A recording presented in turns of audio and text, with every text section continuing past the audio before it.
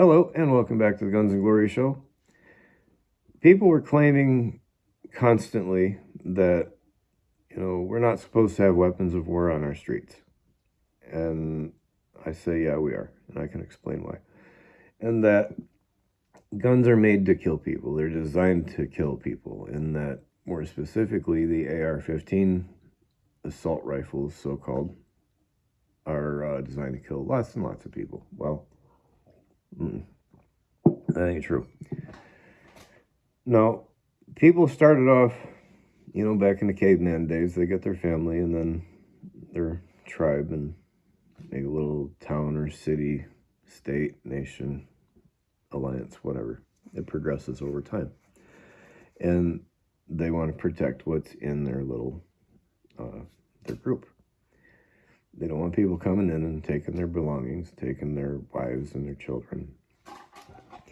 So they defend themselves with whatever is available. At first, it's just the rock on the ground. They pick up their rock, and several of the men get together and say, all right, we're going to have our rocks and protect this area. This is inside of our fence. And time goes on. Somebody figures out how to make a bow and arrow. Somebody figures out how to make a knife. And somebody makes a sword. Pretty soon somebody makes, somebody in China makes some gunpowder. And pretty soon we've got guns.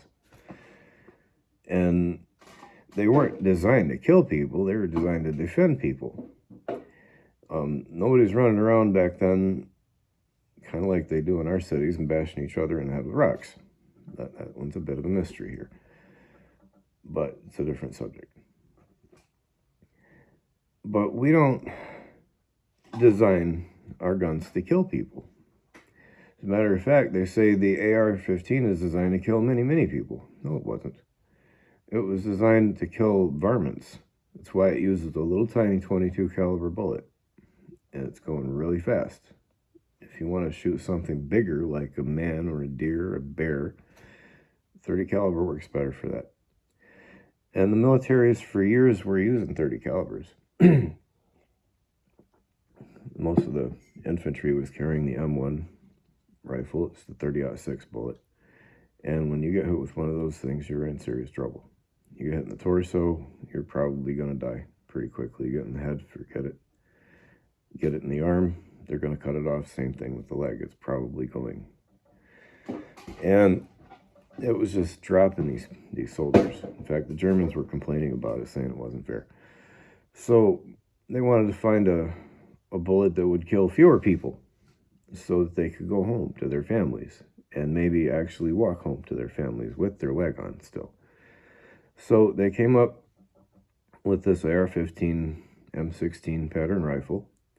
It was designed to kill smaller things, and they figured out if they use these things in battle, your chances of survivability go way up, and your chances of keeping your limbs go way up. And it also has the advantage of disabling that soldier, which requires 2 of the enemy soldiers to attend to that person to get them off of that field so that they can go home.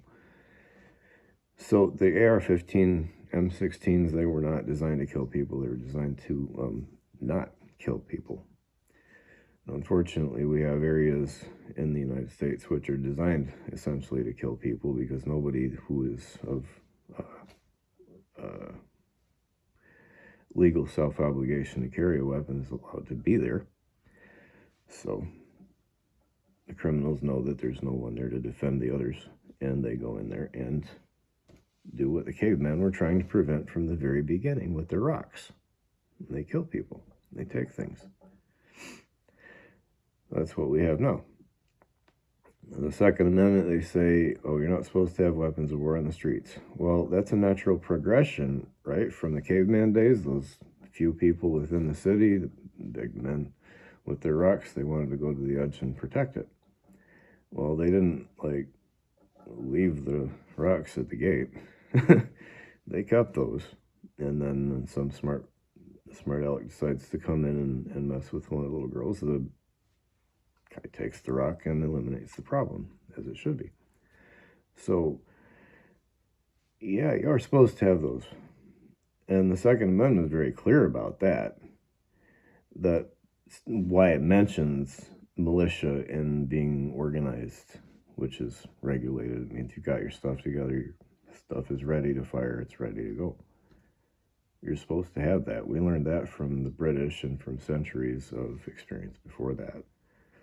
So the Second Amendment there is specifically written to put weapons of war on the streets.